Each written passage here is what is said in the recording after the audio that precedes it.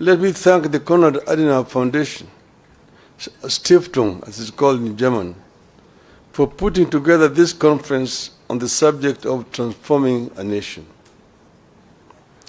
It is proper that a foundation that bears the name of the man who presided over the reconstruction of Germany after the Second World War should get us together so that we can discuss our own reconstruction. I happen to have been in Germany during its days of reconstruction and transformation, and I can say two things without fear of contradiction.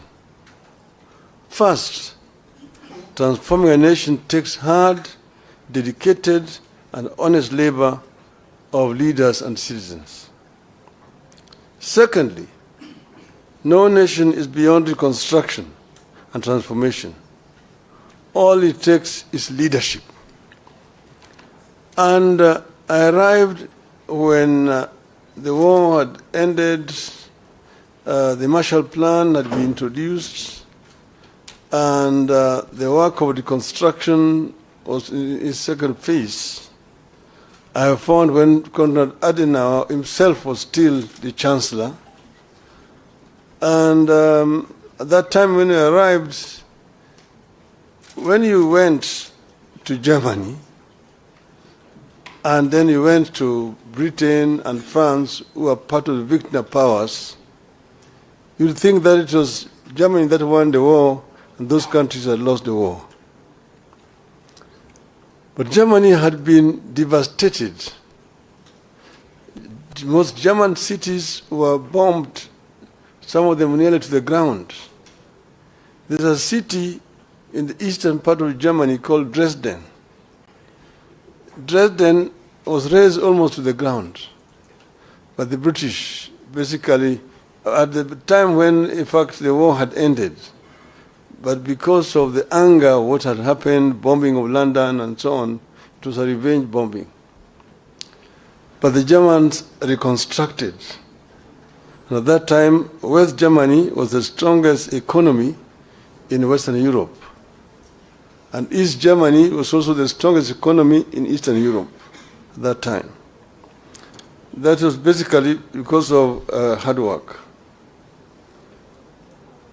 I want to say that a year after our election, if you ask Kenyans,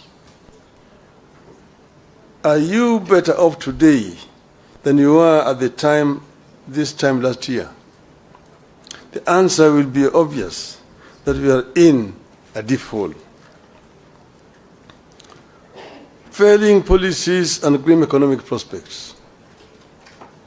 There is a devastating loss of trust and confidence in our economy, our financial markets, and our government. We are caught in a cycle where reduced spending power leads to loss of jobs, which leads to even less spending, where the people can't borrow because rates charged are too high, yet lack of borrowing slows growth and leads to even less credit. Credible data collected and published by the government confirms all this grim news. And this meeting is taking place as a day after the State of the Nation address by the President. I'm going to try to answer some of the things that he said yesterday. But this is not a response. At the Hustler Fund, which was supposed to support households and micro-enterprises, default on payments at a higher rate than those at the commercial banks, SACCOs, and microfinance.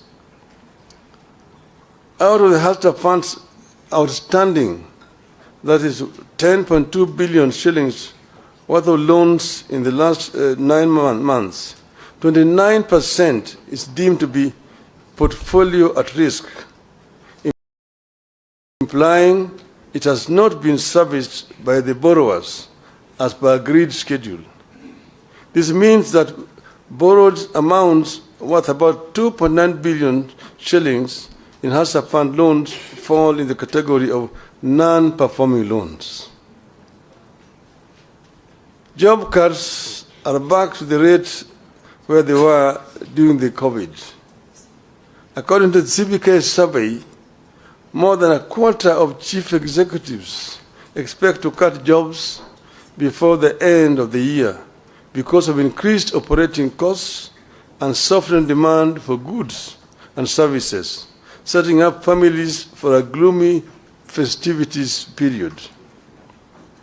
The Central Bank of Kenya, the survey that targeted CEOs of more than 1,000 private sector firms through online questionnaires, shows that 26.3% of those surveyed expect to cut their workforce between now and the end of the year, while 63.5% will not be hiring any new staff. At the Nairobi Securities Exchange, some 6,256 foreign investors fled in the last 9 months. This is 42% of foreign investors in the country. This exodus is a result of the rapid but unstable tax policies that are scaring away foreign investors and leading to low revenue collections. In October, the same National Security Exchange was ranked the worst performing African bus in the first 9 months of the year in dollar returns.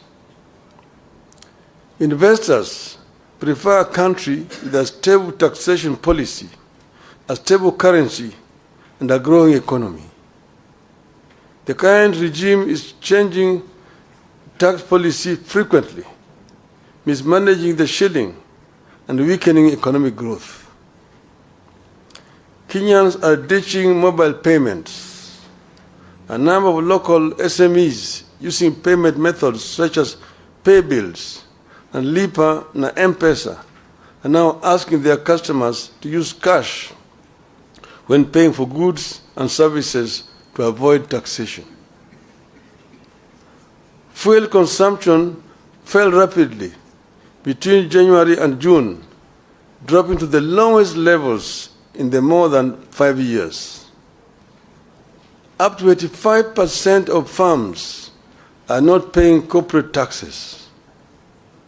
At least 8 in 10 companies in Kenya did not pay taxes on earnings last financial year.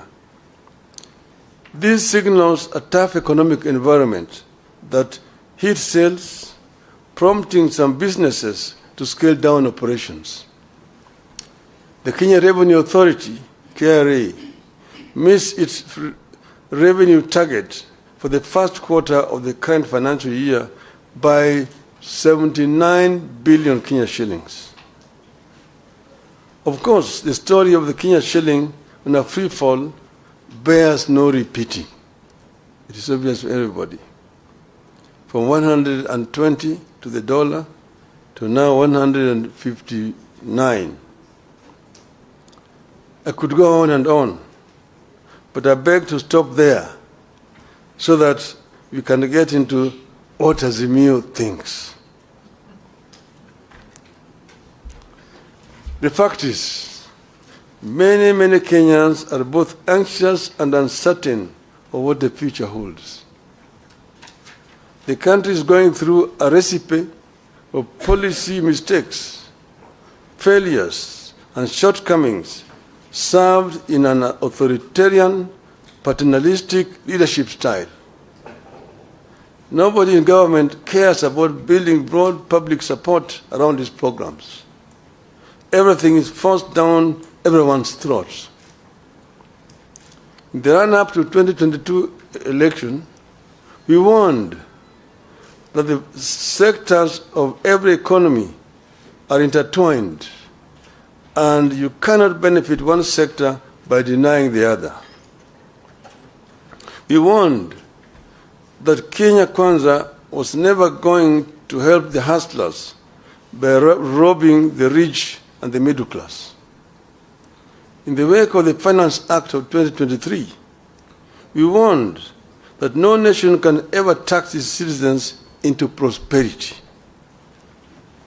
We are concerned that it is getting too late to change the course. We fear that consequences of the foundation laid in the first year of this administration could linger for years if nothing is done. Our country could lose the competitive edge that it has always had in the region and sub-Saharan Africa. This bad situation could easily get out of hand. What is to be done? For us in Azmio, reduction in the cost of living is a priority economic imperative. This will be achieved by providing some basic relief to citizens, including reduction of taxes and stimulating production. To release resources to achieve these objectives, government must cut the budget by an estimated 500 billion shillings. The current policies have hit low-income families particularly hard. These are the same low-income families that the administration promised to lift up. These families spend more than 40% of their income on food. They deserve and require relief. In particular, we must cut fuel taxes and raise social welfare payments. At this time of duress, we demand tax cuts, not increases. Kenyans need to see their taxes go down, not up. We believe the current taxation regime is not sustainable. We warned at the beginning that beyond a certain point, increasing taxes leads to lower collection. It has become real as Kenya Revenue Authority misses one revenue target after another. Tax on fuel is up, but fuel levy collection is down. We were doing this as a result of our experience when we formed government under NASA. Under NASA, we found an economy that was stagnant, and the growth was negative. Revenue collection was very low, and the Paris Club had actually clamped down on the government. So the government was actually just limping. And when we came into government, what we did was to address the two sides of the balance sheet, income and expenditure. We found out the government was collecting 200 billion shillings of all that was being collected. We looked at the sources of revenue, customs duty, income tax, the VAT, and so on. And then the other side, expenditure, how they were procuring. You looked at revenue officers, those officers in the customs, in the income tax department, in the VAT, and procurement officers in all the ministries. They were the boys in town. They're the ones who are buying apartment blocks in town.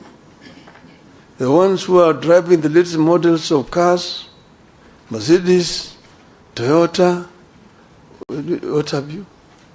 They're the ones who are building castles in rural areas. They're the ones who are building high-rise buildings in village markets. If you did a lifestyle audit, you're able to catch them. And we did lifestyle audits and caught very many of them. We sacked some we sent to jail. And all of a sudden, revenue rose up. From 200 billion shillings within the 6 months from January to June, we went up by 100 billion shillings. We collected 300 billion shillings. So we said the answer is not to increase taxes, but to spread out, widen the net, and lower the taxes, and we get more revenue. The following year it went 500 billion, 700 billion, 900, we reached 1 trillion.